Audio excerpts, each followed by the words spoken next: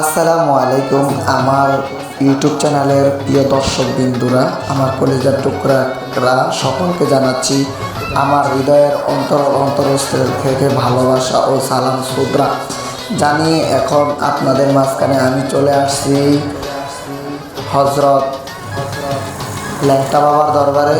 তো আপনাদেরকে দৃশ্যগুলো দেখাবো। এটা হচ্ছে ল্যাংটা বাবার দরবারের সামনে এখন দাঁড়িয়ে আছি। হাজার হাজার লাখো লাখো মানুষের আগমন। এই যে গরু নিয়ে আসছে হজরত ল্যাংটা বাবার দরবারে। তো এখন গরু নিয়ে এই যে তারা নিয়ে যাচ্ছে, মাজারের সামনে নিয়ে যাচ্ছে। হাজার হাজার মানুষের এখানে আগমন ঘটে থাকেন। আমাদের দূর দূরান্ত থেকে আমাদের মানুষ এখানে হজরত ল্যাংটা বাবার দরবারে মান্যত নিয়ে এসে থাকে। তো অনেকের ভাই বোন আত্মীয় স্বজন নিয়ে আমাদের এই ল্যাংটা বাবার দরবার শরীফে এসে থাকেন। তো বিষয়টা হচ্ছে অলিয়া উলিয়ার দরবারে আসা এবং দেখা উচিত। এই যে এখন মাজারের ভিতর দিয়ে যাচ্ছি, তো অসংখ্য মানুষের এখানে আগমন হয়। আজকে চৈত্র মাসের 17 তারিখ চলতেছে। এখানে ঢাকা থেকে, সেই কোদালপুর থেকে, শরীয়তপুর থেকে, খুলনা থেকে, বাগেরহাট থেকে, রায়পুর, লক্ষ্মীপুর থেকে, নোয়াখালী থেকে, চৌমনি থেকে, সিলেট থেকে, বাংলাদেশের দূর দূরান্ত থেকে এখানে মানুষের আগমন ঘটে। আমি